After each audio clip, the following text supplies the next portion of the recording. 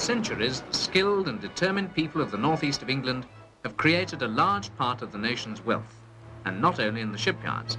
Here, we built the world's first railway engine, the first steam turbine, and made the very first electric light bulb. It's a clanging, noisy world, a land of steel and ships and coal.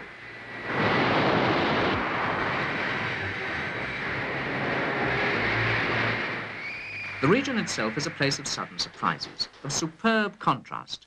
It's the land of Hadrian's Wall, of windswept moors and dales, of sand and coastline, where the Christian faith first came ashore to England. In some ways, it's the most unexpected corner of the whole country.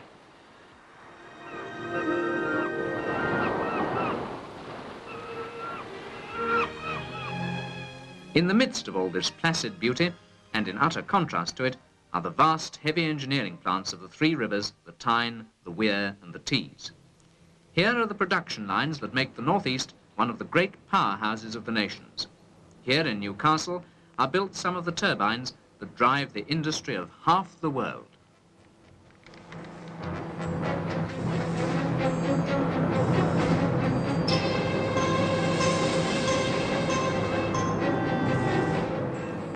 The heart of northeast industry is steel, and 3 huge new plants have recently been opened there. Yet in all the clash and thunder of heavy industry, there emerges the sudden stab of an ominous word: recession.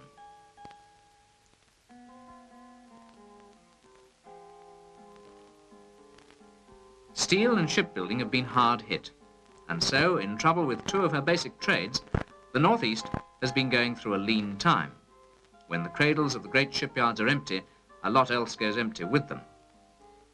A great change, too, has come over the coal fields, the buried black wealth on which the fame of Newcastle and the whole area is founded.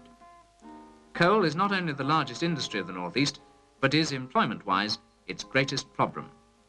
For the old pits are getting worked out, and the miners have to move on to new seams at the coast, or even under the sea, leaving ghost-like colliery villages behind them. Some quit the coalface altogether. Others go to the new pits, where conditions are almost always much better than the mining of the bad old days. Winning coal today is becoming more and more mechanized, and the grimy colliers taking the coals from Newcastle are as busy as ever. For although the labour force is shrinking, the output still holds up.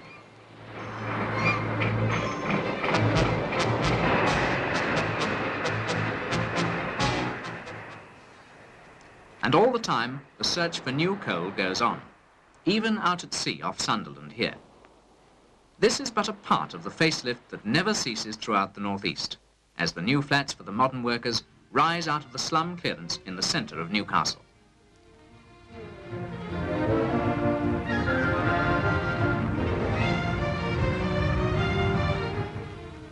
A dramatic rebuilding programme gives a new look to the whole centre of Jarrow, once one of the most tragic names in modern Britain. And a new heart is being carved out in busy Sunderland. This is typical of the northeast of today, built up anew out of the problems of the past. This is a place where the winds of change have blown away the smog and smoke of yesterday. Up and down this coast, as in Sunderland here, the bulldozer writes finish to an old chapter in industrial Britain, and the builder follows up and starts writing a new one.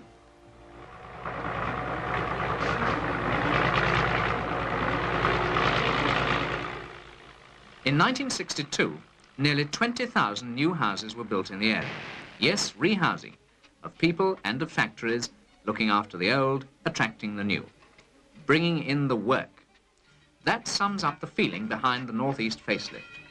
To back it up, whole new townships like Peterlee here have been built, vastly different from the colliery towns of old. But the northeast isn't just factories set along a lovely coast. It's people. People in the rush hour traffic jam over the Tyne Bridge getting into Newcastle, or people manning the production lines of the hundreds of factories in the huge industrial estates that have grown up in the area. The drive is always on to find new industries, and not to rely on steel and coal and shipbuilding.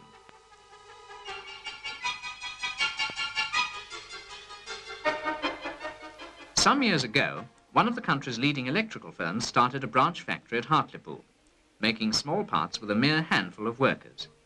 Now, 3,000 people, mostly women, make telephones and automatic exchanges there. And 500,000 of the new post office phones have flowed along this assembly line.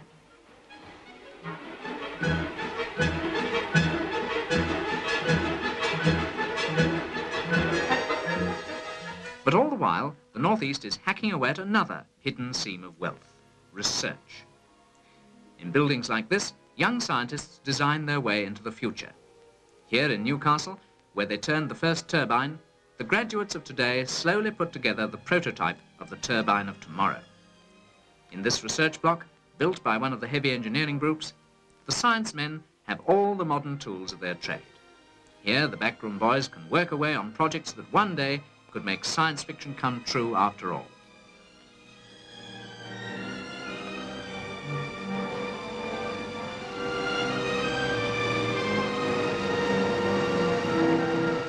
Down the coast here at Stockton, young designers blueprint a power station for Asia, and the beautiful and accurate scale models will be used thousands of miles away on the building site.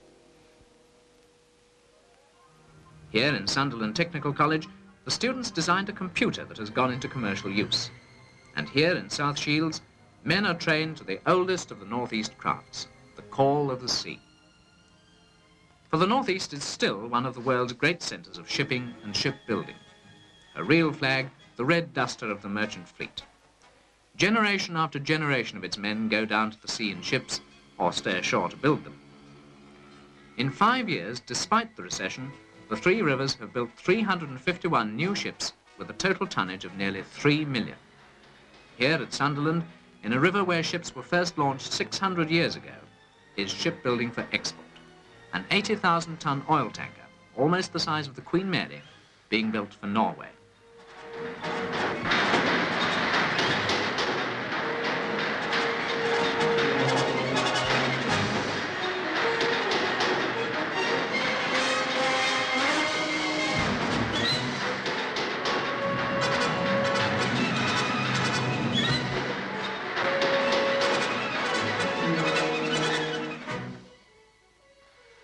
And across in Newcastle, they are proud of the fact that had Cunard built a third Queen, the Tyne would have had the order.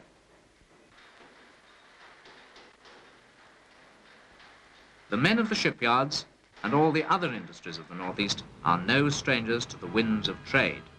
And once again today, they're ready to take advantage of them wherever they may blow.